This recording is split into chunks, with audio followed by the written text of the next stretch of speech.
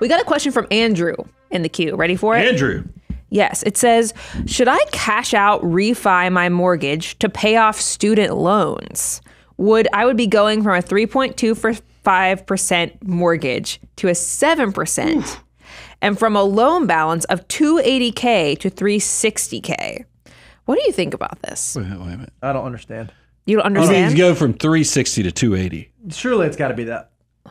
Oh, no. He's saying that he needs... He's going to do a cash out. He's going to take the 280 to 360 to pay off the debt. Okay. Yes.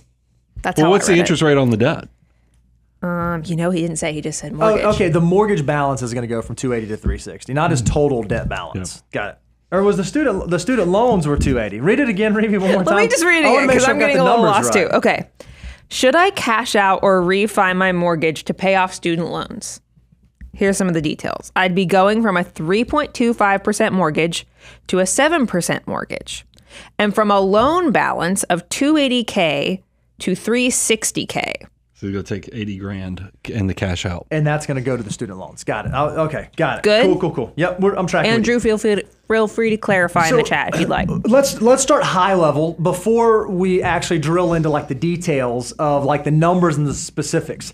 I am of the opinion, and I think we would agree on this, that you always want to be careful when you're thinking about like debt consolidation, because that gets a lot, especially in like the world of high interest rates. A lot of people are trying to figure out, okay, how can I consolidate my debts into different things, and how can I really try to squeeze that balloon down to get my interest rate as low as possible?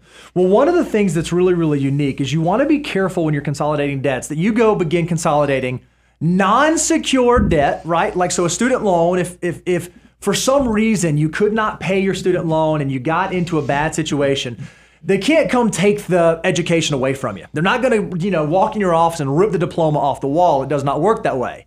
But if you trade that non-secured student loan debt and now you use your home, you go out and take a mortgage and you have a secured asset that you're taking debt out to go pay off that student loan debt, and now you can't pay your debt, well, then they can come take your house. That is something you want to be very careful of. So something you need to live, your primary residence, I would be very careful using that as a replacement for non-secured debt. So with that sort of big overarching academic principle, what do you think about these numbers, Brian? Like 3.2 to 7. Well, I think, Andrew, you're falling into a mental trap here. And look, when we talk about personal finance, a lot of this stuff, we love the math of it, but a lot of this stuff, 80% of it can also fall into avoid falling into mental traps, because you are your own worst enemy when it comes to your finances.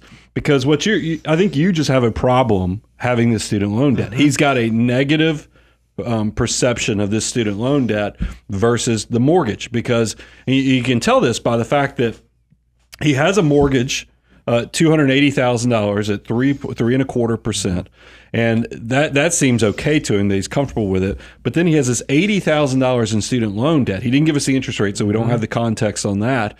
But he's willing to now throw out the 3.25% $280,000 mortgage just so he can get 100% of that student loan debt into the column of mortgage debt.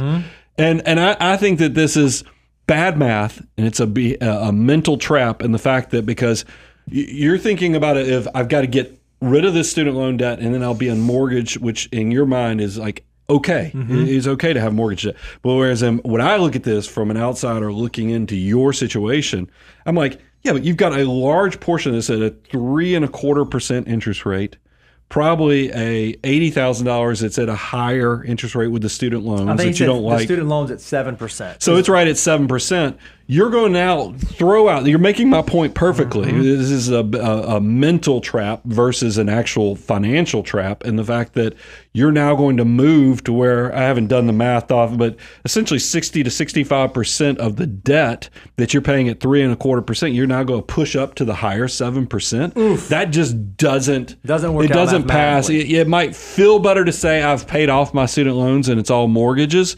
but from a financial standpoint, I think you're doing some compartmentalizing that's not healthy. Now, here's what you can do. Student loan, Andrew didn't say how old you are, but 7% student loans, depending on your age, right, whether you're in your 20s or whether you're in your 30s, you do have to figure out, okay, how do I want to start attacking this? How do I want to be aggressive about paying it off?